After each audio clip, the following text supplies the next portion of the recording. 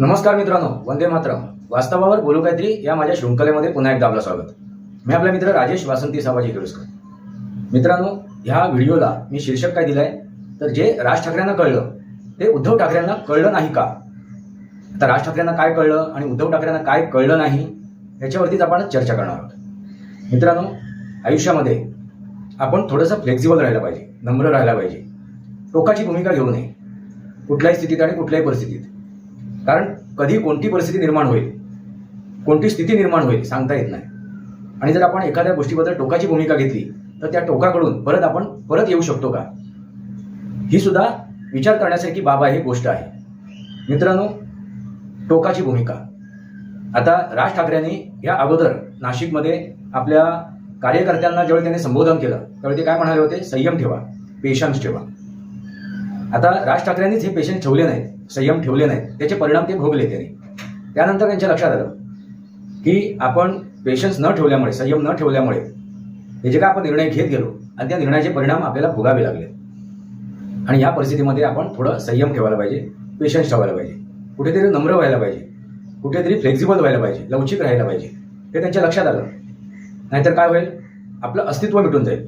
मग ते राजकारण असो, समाजकारण असो किंवा आणखीन कुठलंही कारण असो, कुठल्याही कारणामध्ये आपल्यामध्ये फ्लेक्झिबलता, लवचिकता असणं आवश्यक आहे. म्हणून आपण म्हणतो ना, वादळामध्ये, पुरामध्ये लव्हाळे वाचतात. वादळामध्ये आणि पुरामध्ये लव्हाळे वाचतात. कारण पूर आलं किंवा वादळ आलं की ते लव्हाळे वागतात, नम्र होतात. आणि त्यांना माहिती आहे की जर आपण कडक ताट उभा राहिलो तर या वृक्षांसारखे उलमडून पडू आपण. भले मोठे वृक्ष उलमडून पडतात, लक्षात घ्या. मग भले मोठे वृक्ष जर या वादळामध्ये, त्या पुरामध्ये उलमडून पडू शकतात तर ती ताठर भूमिका योग्य आहे का? नाही मित्रांनो. आणि हीच ताठर भूमिका आज उद्धव ठाकरेंना नडलेली आहे. आता राज ठाकरेंना काय कळलं की ज्या काय निवडणुका झाल्या, मग आपण सुरुवात कुठून करू तर लोकसभेची निवडणूक. लोकसभेच्या निवडणुकीमध्ये त्यांनी बिनशर्त पाठिंबा दिला होता 2024च्या. त्यानंतर त्यांच्या लक्षात आलं की आपण जे काय निर्णय घेतोय, जे काय आपण वक्तव्य करतोय त्याचे परिणाम आहेत आणि त्या परिणामामुळे आपल्याला कोणीही सोबत घेत नाहीये. मग त्याने एकला चलो रे अशी भूमिका घेतली आणि मग ते विधानसभेच्या निवडणुकीमध्ये एकला चलो रे म्हणून लढले. पण त्यावेळी ते लढताना त्यांनी मैत्रीपूर्ण लढत सुद्धा करण्याची इच्छा दर्शवली होती. पण ती मैत्रीपूर्ण लढत लढताना त्यांनी आपली मैत्री जपली नाही. आणि ती जपली नाही त्याचमुळे त्यांना ते परिणाम भोगावे लागले. कारण त्यांनी एकनाथ शिंदे असो, अजितदादा पवार असो किंवा देवेंद्र फडणवीस असो यांच्या विरोधात अगदी दंड ठोकाटले होते. अगदी त्यांनी खालच्या पातळीवर जाऊन सुद्धा त्यांचा विरोध केला होता. त्यामुळे ती मैत्री राहिली नाही. त्यामुळे या युतीचे जे कार्यकर्ते आहेत त्या कार्यकर्त्यांनी त्यांना समर्थन केलं नाही, सपोर्ट केला नाही, सहाय्य केलं नाही. आणि त्याचे परिणाम त्यांनी त्या निवडणुकीमध्ये भोगले. त्याच्यानंतर परत त्यांनी एक निर्णय घेतला. तो म्हणजे काय, महानगरपालिकेच्या निवडणुका असू दे, जिल्हा परिषदेच्या निवडणुका असू दे, ज्या काय स्थानिक स्वराज्याच्या निवडणुका होणार होत्या त्या निवडणुकीमध्ये त्यांनी आणखीन एक प्रयोग केला. तो प्रयोग कोणता होता तर उद्धव ठाकरेंच्या सोबत ते गेले. उभाटा आणि मनसे यांची युती झाली आणि त्याचे परिणाम त्यांनी बघितले. हे कळलं त्यांना की आपण कोणाशी साथ घ्यायला पाहिजे, कोणासोबत जायला पाहिजे, कशा प्रकारे जायला पाहिजे हे त्यांच्या लक्षात आलेलं आहे. त्यामुळे या सर्व निवडणुका पार पडल्यानंतर त्यांनी कळत नकळत किंवा डायरेक्ट इनडायरेक्ट असा एक निर्णय घेतला. तो निर्णय कोणता होता तर KDMCमध्ये म्हणजे कल्याण डोंबिवलीच्या महानगरपालिकेमध्ये ते शिंदेच्या सोबत गेले. मित्रांनो, लक्षात आलं का, ते म्हणतात की स्थानिक नेत्याने घेतलेला निर्णय. आता तो स्थानिक नेत्याने घेतलेला निर्णय आहे की राज ठाकरेंनी घेतलेला निर्णय आहे ते गुलदस्त्यात आहे, त्याच्यावरती आपण चर्चा करत नाहीये. पण तो निर्णय घेतला, कोणीतरी घेतला. त्यानंतर तो निर्णय घेतल्यानंतर तो मान्य करावा लागला राज ठाकरेंना, म्हणजे तो राज ठाकरेंनीच घेतला असं म्हणावं लागेल. मित्रांनो, ही झाली लवचिकता, फ्लेक्झिबलता. आताच ते नुकतेच एकनाथ शिंदेना जाऊन भेटले. त्याच्यावरती सुद्धा गदारोळ घातला गेला की तुम्ही एकनाथ शिंदेना का भेटला. त्यामुळे त्यांनी स्पष्ट सांगितलं हे राजकारण आहे, ते सत्ताधारी आहेत, आम्ही विरोधक आहोत. आणि यापूर्वीचं जे राजकारण होतं, सत्ताधारी आणि विरोधक टोकाची भूमिका घेत नव्हते. निवडणुकापुरतीच ते टोकाची भूमिका घेत होते. निवडणुका झाले की ते एकमेकाला समजून घेत होते. एकमेकांकडे जाणं येणं ते राहणं आवश्यक आहे. त्यांच्याकडून आपण मदत घेणं किंवा मदत देणं आवश्यक आहे. कारण आपण समाजासाठी हे कार्य करतोय, समाजाच्या भल्यासाठी, या राज्याच्या भल्यासाठी, या देशाच्या भल्यासाठी. मग तिथे एखादा आपला विरोधक जरी असला तरी तो विरोधकाला विरोध करताना विरोधाला विरोध करायचा नाहीये, विरोधाला विरोध करायचा नाही. विरोध कशाला पाहिजे? तर जी गोष्ट चुकीची होत असेल, अघटित होत असेल, अयोग्य असेल, त्या गोष्टीला आपल्याला विरोध करणं आवश्यक आहे. आणि ते म्हणाले की मी उद्या सकाळी आम्ही जर सत्तेमध्ये आलो तर आता जे सत्ताधारी आहेत त्यांनी सुद्धा विरोधकामध्ये असताना अशाच प्रकारे स्वच्छ आणि व्यवस्थित सुंदर असं विरोधी पक्षनेता म्हणून काम करायला हवं. तरच ही लोकशाही काय होईल? समृद्ध होईल. परिपक्वता असायला पाहिजे असं त्यांनी स्पष्टरित्या मांडलं. आणि ते बोलत असताना एका त्या पत्रकाराने त्यांना प्रश्न विचारला. कुठला प्रश्न? तर अजितदादा पवार यांचा घातपात आहे की ते अपघात आहे? त्यावेळी त्यांनी ते टाळलं. त्याने हट असं करून त्याला हटकलं. म्हणजे त्यांच्या लक्षात आलं की हे जे काय पत्रकार आहेत, ज्या प्रकारे भाष्य करतात, ज्या प्रकारे दोन पक्षांमध्ये, दोन नेत्यांमध्ये भांडणं लावून देतात आणि त्या भांडण्याचा परिणाम दुष्परिणामामध्ये पाहावा लागतो, हे त्यांच्या लक्षात आलं. म्हणून त्यांनी मिळतं जुळतं घेतलं. त्यांनी टोकाची भूमिका घेतली नाही. पण उद्धव ठाकरेंनी ती टोकाची भूमिका घेतली. कधीपासून? तर ज्यावेळेला त्यांना सत्ता बेदखल करण्यात आलं, सत्तेवरून त्यांचा पायउतार झाला, त्यावेळेला मुख्यमंत्री पदावरून त्यांची हकालपट्टी झाली.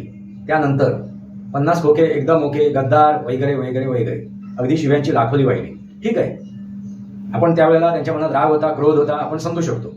पण कालांतराने त्यांनी ती मवाळ भूमिका घेणं आवश्यक होतं.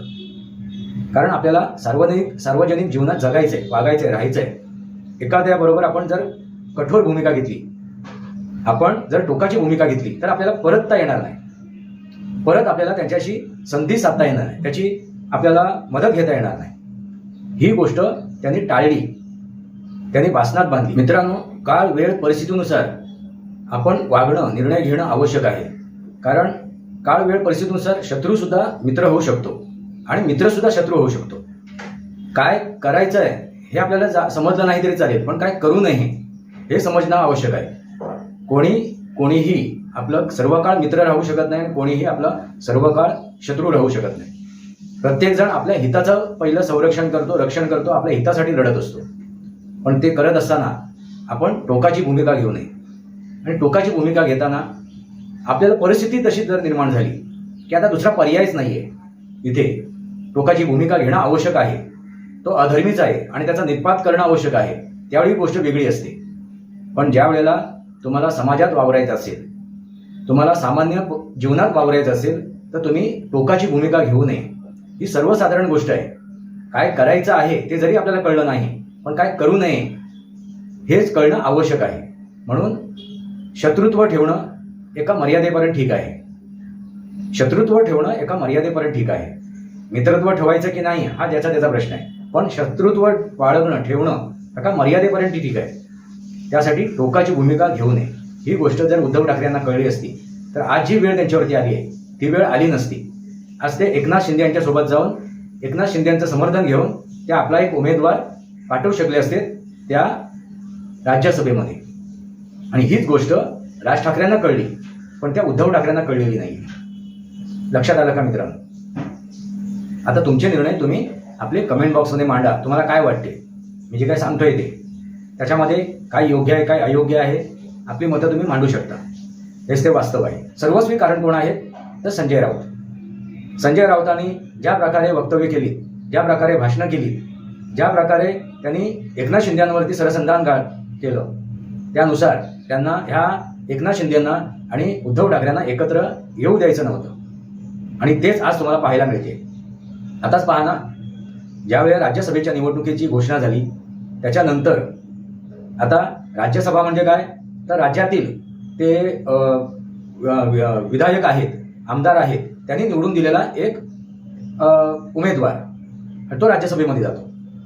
मग आता इथे त्या पक्षांची संख्या आहे, त्यांचं एक संख्याबळ आहे. त्यानुसार मग ते ठरवतील की आपला उमेदवार या संख्याबळाने जाऊ शकतो का. ती संख्या जर पर्याप्त नसेल तर ते आपला उमेदवार पाठवू शकत नाहीत. आता इथे पंचायत काय आहे, तर महाविकास आघाडीमध्ये त्यांना 50शी सुद्धा गाठता आली नाही. परत जर ठरवलं की महाविकास आघाडीकडून अमुक एक उमेदवाराला आपल्याला राज्यसभेमध्ये पाठवायचे, तर तिघांचे सुद्धा एक मत होणं आवश्यक आहे. कारण का, काँग्रेसचे 16, उभाटाचे 20 आणि राष्ट्रवादीचे 10 एवढी त्यांची संख्याबळ आहे. जर कोणाला पाठवायचं असेल तर तिघांमधील एकालाच ती एक संधी मिळू शकते, एका संघटनेला, एका पक्षाला संधी मिळू शकते, त्याचा उमेदवार जाऊ शकतो. मित्रांनो, इथे आता प्रश्न उपस्थित काय झाला की आदित्य ठाकरे म्हणतात की आमचा उमेदवार जाणार, आमच्या उमेदवाराला संधी मिळायला पाहिजे असं आदित्य ठाकरे म्हणत होते. आणि ते योग्यही होतं, कारण संख्याबळाने ते मोठे होते आणि रुटीनप्रमाणे जो रुटीन आहे त्याप्रमाणे सुद्धा त्यांच्या उमेदवाराला ती संधी मिळायला हवी होती. पण तसं झालेलं नाहीये. शरद पवारांनी आपली उमेदवारी घोषित केली, अर्ज सुद्धा भरलेला आहे. मित्रांनो, इथे संधी होती उद्धव ठाकरेंना. जर ते लवचिक राहिले असते, फ्लेक्झिबल राहिले असते तर त्यांना संधी होती. ती म्हणजे काय, तर एका विचारधारेचे, शिवसेनेच्या विचारधारेचे, बाळासाहेबांचे शिवसैनिक जर एकत्र आले असेल तर. आता बाळासाहेबांचे शिवसैनिक म्हणजे कोण, तर एकनाथ शिंदे शिवसेना आणि शिवसेना उभाठा हे एकाच विचारधारेचे. भले उद्धव ठाकरेंनी आपली विचारधारा बदलली असेल तरी सुद्धा बाळासाहेबांचीच विचारधारा आहे. कुठे अंश आहे, कुठे त्याला स्पर्श आहे बाळासाहेबांचा, या उद्धव ठाकरेच्या त्या संघटनेला, त्या स्पर्शाचा उपयोग करून जर ही संघटना एकत्र आली असती, भले त्यांची एकमेकांमध्ये विलनीकरण झालं नसेल तरी त्या दोघं जर एकत्र येऊन ही जर राज्यसभेची निवडणूक त्यांनी लढवली असती तर 100% उद्धव ठाकरेंचा एक उमेदवार, ह्या उभाटाचा एक उमेदवार राज्यसभेवरती जाऊ शकला असता.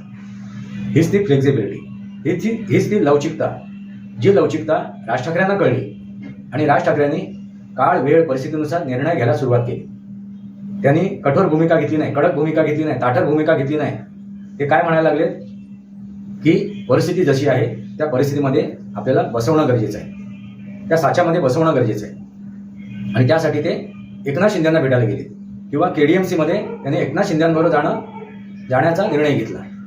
मित्रांनो, ह्यालाच म्हणतात फ्लेक्झिबिलिटी, ह्यालाच म्हणतात लवचिकता. आणि ही लवचिकता आणि फ्लेक्झिबिलिटी कधी आपण वापरू शकतो, ज्यावेळी आपण एका मर्यादेत राहू, टोकाची भूमिका घेऊन नव्हे. ज्या प्रकारे उद्धव ठाकरेंनी टोकाची भूमिका घेऊन ते जेवढं ताणायला पाहिजे तेवढं ताणत शेवटी त्याचे 2 तुकडे करून टाकले. आणि याला सर्वस्वी जबाबदार कोण आहे, तर ते संजय राऊत. आणि संजय राऊतांनी आपला खरा चेहरा दाखवला. त्यांनी समर्थन कोणाचं केलं, उद्धव ठाकरेचं नव्हे, आदित्य ठाकरेचं नव्हे, आदित्य ठाकरेंच्या निर्णयाचं नव्हे, उद्धव ठाकरेंच्या निर्णयाचं नव्हे. त्यांनी समर्थन कोणाचं केलं, तर शरद पवारांचं. लक्षात आलं का? आज सगळ्यात ते उभाटासाठी, उद्धव ठाकरेसाठी, आदित्य ठाकरेसाठी लढत नव्हते, तर लढत कोणासाठी होते तर ते शरद पवारांसाठी. आणि त्यांनी हे दाखवून सुद्धा दिलं या राज्यसभेच्या निवडणुकीच्या निमित्ताने. लक्षात आलं का? उद्धव ठाकरेंना मी सांगतोय, तुमचं वाटोळं करणारी व्यक्ती म्हणजे हे संजय राऊत. त्यांनी अगोदरच जाहीर करून टाकलं, तुम्ही निर्णय घ्यायच्या अगोदरच, की शरद पवारांना उमेदवारी देणं आवश्यक आहे, राज्यसभेवर पाठवणं आवश्यक आहे. आणि ती माझी सुद्धा इच्छा आहे, शरद पवारांची सुद्धा इच्छा आहे. म्हणजे आपल्या नेत्याची इच्छा राहिली बासनात, आपल्या नेत्याची इच्छा राहिली बासनात, ती गुंडाळून ठेवली. आणि कोणाची इच्छा त्यांनी प्रकट केली, तर शरद पवारांची. मग कोणाचे ते हुजरे आहेत, कोणाचे चाटुकार आहेत, कोणाचे गुलाम आहेत, तर ते शरद पवारांचे. ही गोष्ट समजायला उद्धव ठाकरेंना उशीर झालेला आहे. आजही त्यांच्याकडे संधी आहे, आजही संधी आहे. ते अर्ज ते मागू घेऊ शकतात किंवा आपला अर्ज दाखल करू शकतात. त्यांनी निर्णय घ्यावा, ती लवचिकता दाखवावी आणि शिंदेसोबत हात मिळवून, भले त्यांनी विलनीकरण नाही केलं तरी चालेल, पण ते 2 पक्ष एकत्र येऊन नरमाईची भूमिका घेऊन त्याने आपला एक उमेदवार जर पाठवला त्या राज्यसभेवरती, तर आपलं प्रभुत्व, आपली ताकद, आपली क्षमता या राजकारणामध्ये दिसून येईल, या राज्यामध्ये दिसून येईल, या महाराष्ट्रामध्ये दिसून येईल. बघूया आता ते निर्णय घेत आहेत का. जे राज ठाकरेंना कळलं ते उद्धव ठाकरेंना कळलं नाही का, हा मी प्रश्न तुमच्यासमोर मांडलेला आहे. तुम्ही आपले विचार कमेंट बॉक्समध्ये मांडा. हेच ते वास्तव आहे. वास्तवावर बोलू काहीतरी या माझ्या शृंखलेला सबस्क्राईब करा, बेल आयकॉन दाबा. माझे विचार पडेल लाईक करा, आपले विचार कमेंट बॉक्समध्ये मांडा. तुर्तास इतकंच. भारत माता की जय, वंदे मातरम. जय भारत, जय महाराष्ट्र, जय सनातन.